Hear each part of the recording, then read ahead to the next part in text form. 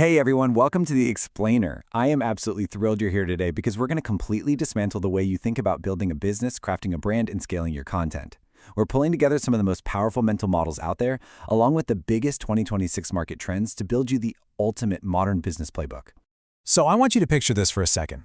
Imagine a beautiful, cinematic, ultra-realistic 4K shot of an old DVD just spinning in the dark, and then suddenly, violently cracking and shattering into 1,000 pieces in slow motion.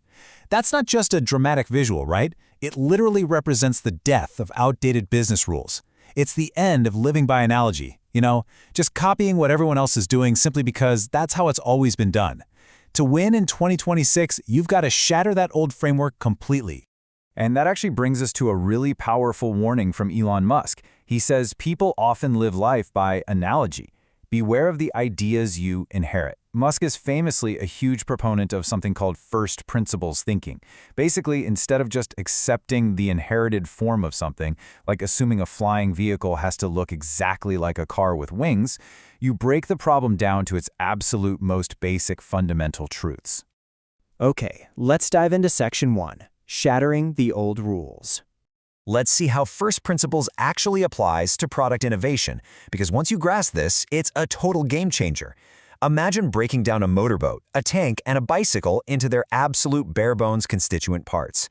What do you get? A motor and skis, some metal treads, and handlebars with a seat.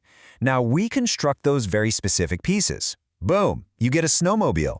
You're taking the base parts of existing ideas from completely different fields and combining them to create this world-changing innovation. It's exactly what Johannes Gutenberg did when he combined a wine screw press with movable type to invent the printing press. You break it down, and then you build it better. Moving right along to Section 2, Finding the Core Job. All right, so we just deconstructed a product. Now let's deconstruct your audience using the Jobs to be Done framework. Basically, this means looking way beyond the product itself to figure out the functional, underlying job a customer is actually hiring you to do. And let me tell you, when you start looking at your business this way, it completely shatters your traditional view of who your competitors are. To make this super concrete, I want you to ask yourself, how in the world do you beat Netflix? Or, on the flip side, how does Netflix protect its massive market share when it's losing subscribers? See, if you live by analogy, you'd probably just say, well, Netflix competes with Disney Plus or Amazon Prime, but that's thinking about the platform, not the job. Here's the secret. Netflix CEO Reed Hastings doesn't define their job as streaming TV. Nope, he defines it as relax at the end of the day or get entertained. Once you redefine the job like that, look at who your true competitors become. Netflix isn't just fighting HBO anymore. They're fighting video games. They're fighting user-generated content on YouTube. They are actively looking at the metaverse as this massive future threat. Hastings even famously said Netflix competes with a bottle of wine.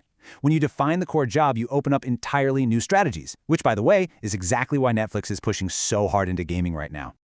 Which brings us to Section 3, Structuring Your Master Pitch. Okay, so you've used first principles to build an innovative product and Jobs to be Done to find your totally unique market angle. Now you actually have to communicate that to the world, or maybe to your investors. Enter the Minto Pyramid principle, developed over at McKinsey. Most people, when they tell a story, they build up all this suspense and finally give the answer at the very end. The Minto principle flips that completely upside down. You start at the very top of the pyramid. The key message. This is the bottom line up front, or bluff method. Executives and customers are super pressed for time. Give them the answer immediately, then back it up with supporting arguments, and finally, lay the foundation with data and facts. And to craft that very top of the pyramid, the hook, you use SCQA logic. This is literally your ultimate narrative weapon to make sure you grab attention in those crucial first few minutes. Because as the research shows, a whopping 90% of your thinking should actually be dedicated to crafting your introduction. So let's break these 4 steps down really quick. First, the situation. That's your indisputable context. Second, the complication, the conflict or the problem that's causing pain. Third, the question, the core issue rising out of that complication. And finally, the answer, your specific recommendation. Actually, fun fact, if you've been paying close attention, we're literally using this exact structure in this explainer right now. We gave you the context of the modern business world, the complication of those old rules failing, the question of how to adapt, and the answer, which are the frameworks we're walking through today. All right, on to Section 4, Building a Magnetic Identity. So we have our product, our market, and our pitch all structured. But here's the reality. People don't just buy logic, they buy feelings. To cut through the incredibly crowded digital noise we have today, you have to align your messaging with a brand archetype. This taps into Jungian psychology to give your brand a recognizable, deeply human personality. It's what makes you instantly recognizable. Let's look at some concrete examples of massive brands that just execute this flawlessly. The magician archetype is visionary and transformative. Think Apple, right, with their whole think different message. Then you have the outlaw, which is rebellious and wants to break the rules. That's Harley-Davidson, literally selling freedom for the soul. Or the regular guy or girl, which is all about belonging and approachability. That's IKEA, offering affordable design for everyday living. You just have to pick one and lean into it hard. But you know what's really fascinating? It's when you strategically combine them. Red Bull isn't just a drink, it's an entire adrenaline-fueled lifestyle. They perfectly blend the explorer archetype with the jester. This creates a highly specific, totally ownable niche that separates them from literally any other beverage company on Earth.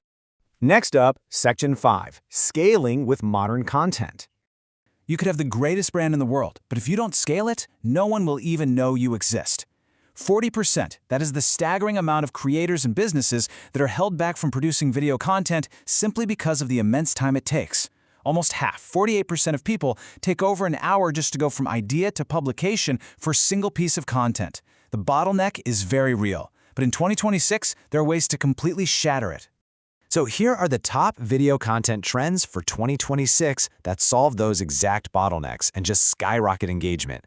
First, AI efficiency tools are doing the heavy lifting now, writing scripts, editing timelines, so humans are free to just direct the creative vision. Next is the total dominance of short-form vertical video. You gotta hit fast and deliver value. Audiences are also deeply craving behind-the-scenes authenticity. Show the messy process. It builds so much trust. We're also seeing a ton of gamification, like interactive house tours, alongside highly immersive AR, VR, and 3D visual effects to make complex products easy to understand. And if you want proof of just how powerful leaning into these tech trends can be, look at this number, $10. That's the potential RPM, the revenue per thousand views, that creators are seeing right now in specific YouTube automation niches, like retro US history. This proves the staggering financial viability of AI-driven, long-form content. Here is the exact 2026 YouTube automation workflow. Step 1, use Social Blade data fed straight into ChatGPT to find proven viral topics. Step 2, use tools like TubeGenius to write authentic 40-minute scripts based on reference videos so you avoid that dreaded AI slot penalty. Step 3, generate high-quality AI voiceovers. Step 4, use CapCut to batch edit stock footage and throw on some cool retro noise and vignette effects. And Step 5, use Sora AI and Canva to dynamically expand and design high-converting thumbnails. You're no longer the laborer, my friend. You are the creative director reconstructing the pieces. Finally, Section 6. The future is deconstructed. And we've come full circle. Remember those shattered shards of the DVD from the very beginning? Well, they aren't forming an old DVD again. They're dynamically reconstructing into this glowing, hyper-modern digital datasphere. And that is the essence of everything we've talked about today. You have to deconstruct your products, find the true job to be done, structure your pitch with that Minto Pyramid, wrap it all in a primal brand archetype, and use modern AI tools to scale it. Breaking down the old is literally the only way to reconstruct the future. So, I want to leave you with this really powerful question. What obsolete analogy are you ready to shatter today? Take a hard look at your business, look at your content, and apply first principles. Stop copying the past and start reconstructing your 2026 playbook. Thank you so much for joining me on this explainer. Now get out there and build something extraordinary.